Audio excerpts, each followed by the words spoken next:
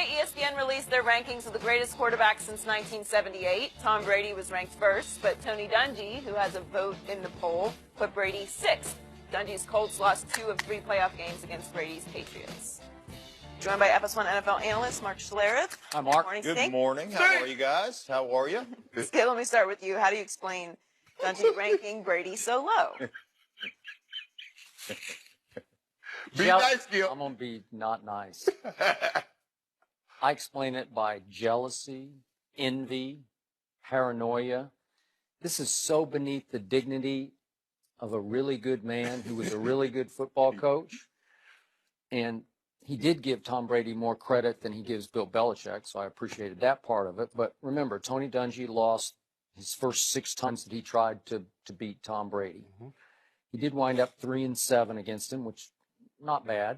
But to try to justify dropping Tom Brady all the way to 6th because he's never been a scrambler is just such a weak and petty, if I can use our favorite word, it's a petty excuse. I approve.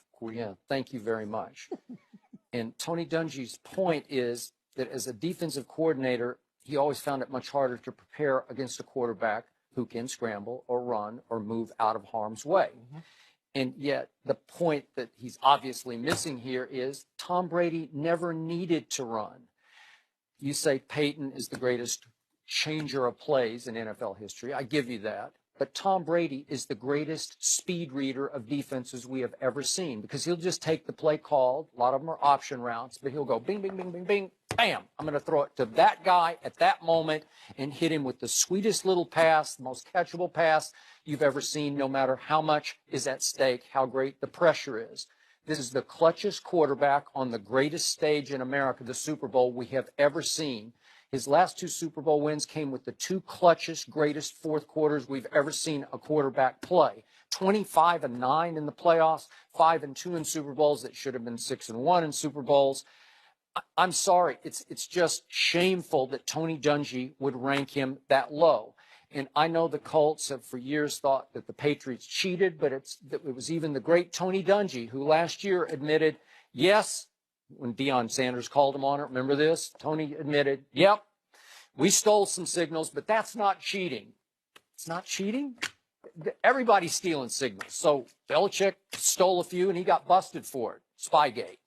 I'm sorry, I don't get it, and it's just flat out jealousy to me. Well, that's semantics. Anybody who says they didn't cheat, everybody, they didn't cheat? No, they circumvented the rules. I don't know one team that wasn't doing something that was, I don't know, maybe you didn't cross the line, but you stepped on it all the time. So every team is guilty, and I don't want to hear about that, and I think that plays into it. I don't think there's any question that you can call it jealousy, you can call it anger, you can call it whatever you want. They just cheat better than us. I don't, whatever it is, they did it.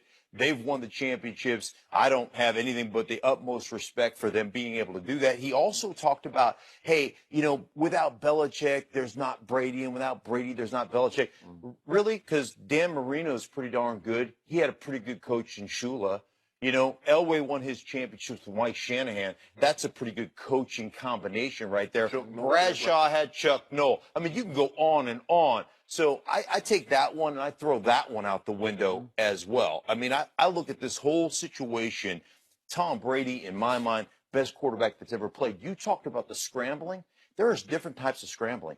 Tom Brady scrambles within the confines of the pocket. There's nobody better, right? There's nobody better at feeling pressure, sensing what they're doing, manipulating that pocket, finding himself a window, and then, as you mentioned, being able to deliver a strike on the money with the opportunity for one of the also-ran receivers that he's played with for his entire career, other than Randy Moss. Go ahead.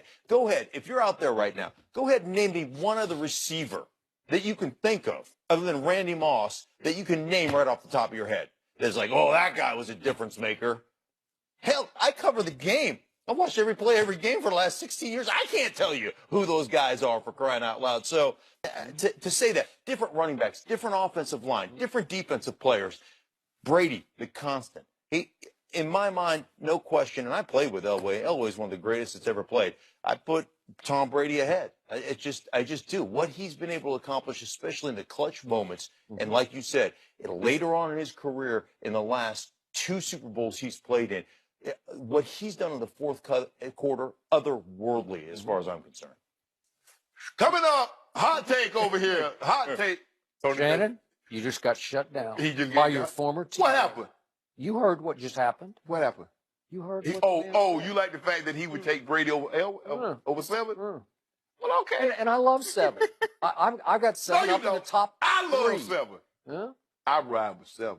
Mm. 7 got me some rings. Wait, 7 made 84. Stop, Yeah. Skip. Hmm? I made it.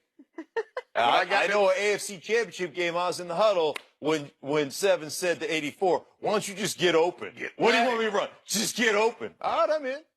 Did you I say saw that happen. Are you saying that's a good thing or a bad thing? Was he mad We about on it? the or same page. No. I know what he was thinking. He knew what I was thinking. Okay. We go to the Super Bowl. That's what I was thinking. He was thinking that shit. Just get open? Skip, Coach Dungy need to stop with this. Now, he's too big for this kind of pettiness. Thank you. Now, Patty Taylor, I would expect that from her.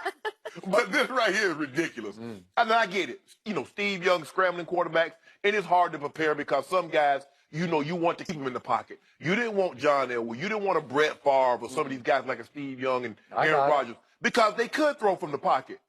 But what Tom Brady, he don't need to move. He don't need to throw. He don't need to move one step outside the tackle box because he's gonna do all his damage inside. Man, this I don't even want to talk about this. This should be beneath Coach Dungy. It should be. To be so the guy got 5 Super Bowl rings. Right. He has 7 Super Bowl appearances in 18 years, and you try to tell me he's the 6th best quarterback ever?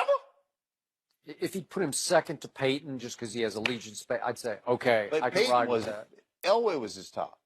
I know. Peyton wasn't I his got top. It was Elway, Young, Rodgers.